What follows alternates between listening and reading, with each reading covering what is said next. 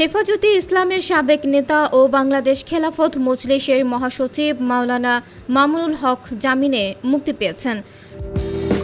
শুক্রবার বেলা ১১টায় গাজীপুরের কাশিমপুর হাই সিকিউরিটি কারাগার থেকে তিনি মুক্তি পান। বিষয়টি নিশ্চিত করেছেন কাশিমপুর হাই সিকিউরিটি কেন্দ্রীয় কারাগারের senior jail super Subrata Kumar বালা।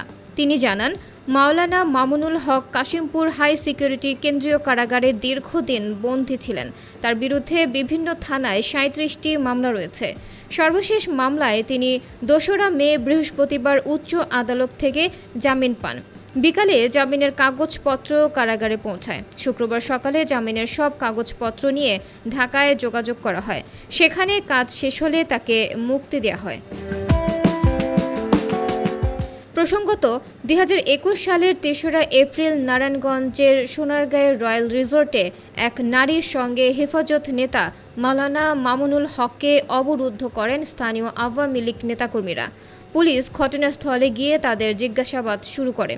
খবর পেয়ে হেফাজতের স্থানীয় নেতাকর্মীরা রিসোর্টে গিয়ে ভাঙচুর চালিয়ে তাকে ছিনিয়ে নিয়ে যান।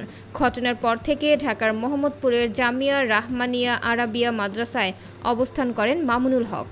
১৫ দিন পর ১৮ এপ্রিল ওই মাদ্রাসা থেকে মাওলানা মামুনুল হককে গ্রেফতার করে পুলিশ। পরে ৩০ এপ্রিল সোনারগাঁ থানায় তার বিরুদ্ধে বিয়ের প্রলোভনে ধর্ষণের মামলা করেন তার সঙ্গে রিসোর্টে অবরুদ্ধ হওয়া নারী।